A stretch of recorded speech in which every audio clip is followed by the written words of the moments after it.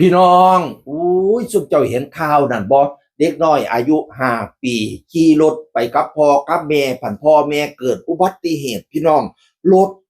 ส้นต้นไม้ยางรุนแรงเฮ็ดให้กับพ่อกับแม่น่ะติดอยู่ในรถแล้วก็เสียชีวิตพี่น้องเอ๋ยบัดนี้เจ้าหน้าที่มูลนิธิก็พยายามเอาแนวไปทางหยังออกเนาะหนูน้อยวัย5 ขวบนี่ค่อยร้องไห้อยู่ในรถนี่แล้วช่วยหนูด้วยหนูหายใจไม่ออกแล้วพ่อกับแม่หนูกำลังจะตุยว่าฉันว่าเอาหนูไปเลี้ยงได้ไหมเอาหนูไปเลี้ยงได้ไหมเรียกรถพยาบาลให้หนูหน่อยหนูหายใจไม่ออกแล้วตาลิตูนลิตูนเป็นข่าวสะเทือนขวัญคอยเชยฟังเสียงเล่าตาลิตูนชาติก็อย่างเนี่ยพี่น้องนะลูกนะไปหารถพยาบาลมาหาหนูหน่อยเรียกแล้วค่ะเรียกแล้วค่ะใจเย็นนะคะลูกใจเย็นนะคุณช่วยรับหนูไปเลี้ยงแทนแม่ได้ไหมคะ อะไรนะคะช่วยรับหนูไปเลี้ยงแทนแม่ได้ไหมคะโถยลูกทำไมพูดอย่างนี้ฮะคือว่าหนูหายใจไม่ออกหนูจะตายแล้วพ่อแล้วคุณมาเจ มา อ นี่หน่อยแล้วคุณมาเจอหนูได้ไงหรอคะ เมื่อกี้น้องเขาบอกว่าให้ช่วยรับหนูเป็นลูกได้ไหมคะช่วยหนูไปเลี้ยงแทนแม่หนูได้ไหมแล้วหนูมีญาติไหมลูกใกล้ตายแล้วค่ะอ๋อมาตาลิตูนเถอะเนาะอีหล่ากำแพงเอ้ยน้องเอ๋ยเอาหนูไปเลี้ยงได้ไหมพ่อกับแม่หนูกำลังจะเสียชีวิตกำลังจะตุยแล้วเหตุเกิดที่ถนนมิตรภาพกิโลเมตรที่122+600ตำบลนากลางอำเภอสูงเนินจังหวัดนครราชสีมาเวลา 16:58 นาทีของวันที่30 เมษายนที่ผ่านมาพี่น้องเอ๋ย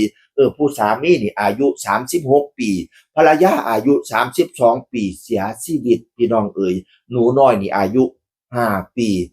เป็นผู้ตาฮักเป็นผู้สร้างเว้าสร้างเจรจาพี่น้องเอ๋ยผู้ใดเห็นคลิปก็โอ้ยมาตาลิตูนแท้อยากบริจาคอยากช่วยเหลือมีหอดคนไทยคนต่างประเทศอยากเอาน้องไปเลี้ยงพี่น้องอยากเอาไปอุปการะแต่ว่าญาติของผู้เสียชีวิตญาติของหนูน้อยบอกว่าญาติน่ะสามารถเลี้ยงได้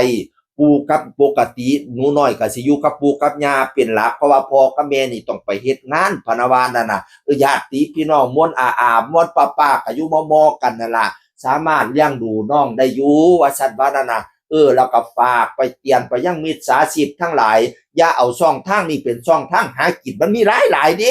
เปิดรับบริจาคซะนี่นะบัดนี้คนหลงเสียบริจาคเขาแต่โคบที่ไหนได้มันเป็นมิจฉาชีพบัดนี้ทางญาติเพิ่นออกมาดิว่าบ่ได้เปิดรับบริจาคเด้อพี่น้องเด้อผู้ใดสิซอยบริจาคอีหยังพิจารณาดีๆเด้อมันแม่นอันของแท้หรือของปลอมเพิ่นบ่อยากให้มิจฉาชีพออกมาหาอยู่หากินนะบรรดาญาติทั้งหลายก็ได้พี่น้องเอ๋ยตอนนี้สามีภรรยาก็ตั้งศพไว้ที่วัดสุขาวดีตำบลสูงเนินอำเภอสูงเนินพี่น้องเอ๋ยซึ่งจะทราบปนกิจในวันที่4 พฤษภาคมช่วงเช้าจะชาปนกิจพี่ชายก่อนจากนั้นบ่ายก็จะชาปนกิจพี่สะใภ้ว่าซั่นว่าน้องสาวผู้เสียชีวิตออกมาเว้าพี่น้องเอ๋ยโอ้ยตาลิโตนซาดให้โอ้ยเนาะอันบางคนหลายคนก็เข้าไปคอมเมนต์ว่าน้องเป็นผู้น่ารักน้องเป็นผู้สร้างเว้าสร้างเจรจาอาจสิเว้าไปด้วยความตกใจเนาะโอ้ยพ่อกับแม่บ่อยู่แล้วเอาช่วยเอาหนูไปเลี้ยงหน่อยว่าซั่นตาลิตูนเถอะเนาะคำแพงอีแหมหนูหายใจไม่ออกแล้วรถพยาบาลให้หนูหน่อยว่าซั่นว่าน่ะโอ้ยเป็นกำลังใจให้เด้อคุณฮู้ผู้ดีเอ่ยบัดนี้นี่ก็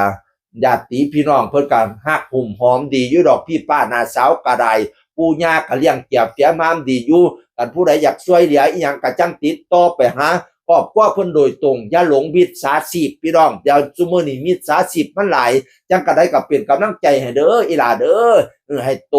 ตขึ้นมาใหญ่ขึ้นมาเป็นคนที่มีคุณภาพเป็นผู้ที่เป็นกำลังของชาติเป็นผู้ที่มีความเข้มแข็งความแข็งแรง